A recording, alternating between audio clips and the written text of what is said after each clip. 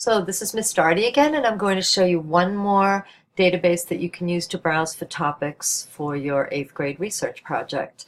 So far we've looked at two different databases in Infobase. I've also shown you Research in Context by Gale, and this one is Gale Global Issues in Context. This is the most complicated one, has the most topics, and for students who are looking for some more specific, maybe out of the ordinary topics or some topics with more of a global perspective, this is a great database to take a look at.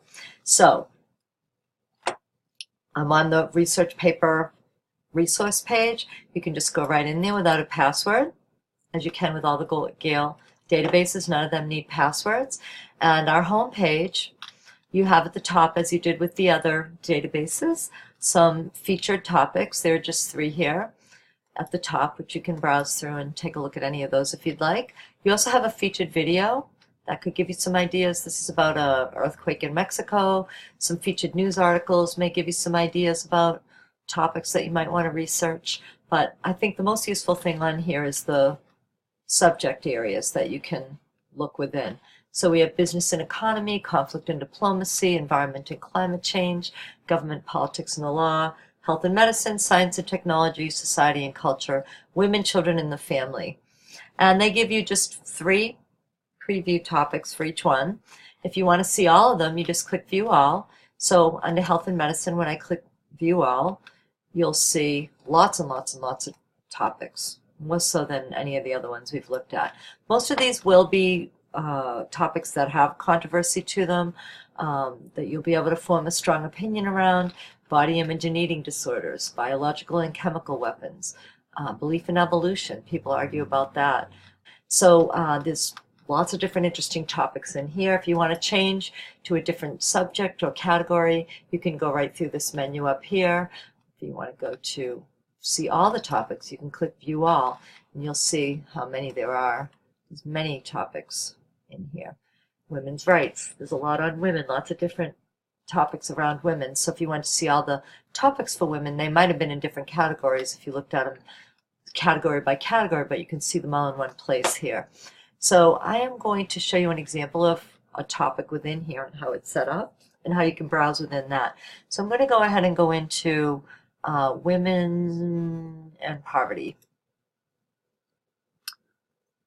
And so here, as you see, it is a global perspective. It is poverty in South Africa. It talks about across all borders that women experience higher rates of poverty than men. It will talk about the United States, but it will also talk about other countries. This will give me an overview at the top. This is a topic portal. On the right, you'll see all the different types of resources that are available and how many of each with this topic. And this is the same thing below. So if you see, for example, academic journals, if I click on that, it just pops me down here to the 18 academic journal articles, and then you open them up from there. So that's how these pages are set up. You also have some related topics: culture and gender, maternal and infant mortality, microlending, and then even more, restriction on women. So you may want to browse related topics. Maybe you went into one topic and some of these interest you as well. So that's another way to browse.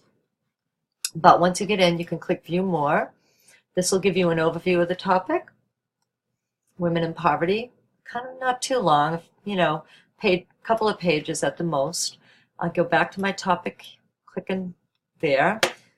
And then featured content, there are 5 articles that the editors of the database decided to feature and thought were very interesting for this topic.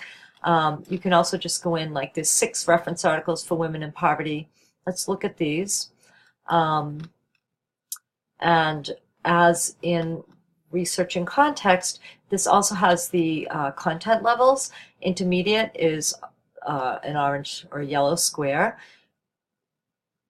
Basic is a green circle. None of these are basic. And then advanced is the red triangle. So these are all fairly difficult in some ways. That doesn't mean you can't read them, though. But if you want to start with this one, because it is a yellow square, which would be intermediate level, you might want to start with that, women in poverty. You want to click on that, and that'll open up the article for you. Another thing you can do as you're browsing is you could browse, if you didn't want to look at reference, maybe you want to look at, there are websites linked here. You could look at magazine articles. And I'm in this magazine article now, and what I see over here is something else I wanted to point out to you, which is you can limit your search further and browse further by subject, as you could with research and context. So when I clicked that arrow, it opened up more subjects here. So if I wanted to look at women in poverty and labor unions, there's only one article here, but maybe that's something that is interesting to you. Or maybe I want to look at the United States specifically. You could do that. Terrorism, etc. So what that'll do is it'll narrow it down a little bit further for you. You can also sort it by content level here, and you can sort by date. Usually it'll just sort by relevance. Document title, you probably don't want to sort by that for the most part. The best way to learn to use these is to really get in and use them. One last thing you can browse, I'll mention here. I don't think you probably want to browse publication titles, but you may want to browse document types like articles, brief articles, conference news, etc. So use these different features to help you browse, to help you narrow topics down. And the best thing to do is get in and just try it out. So I'm going to stop with that.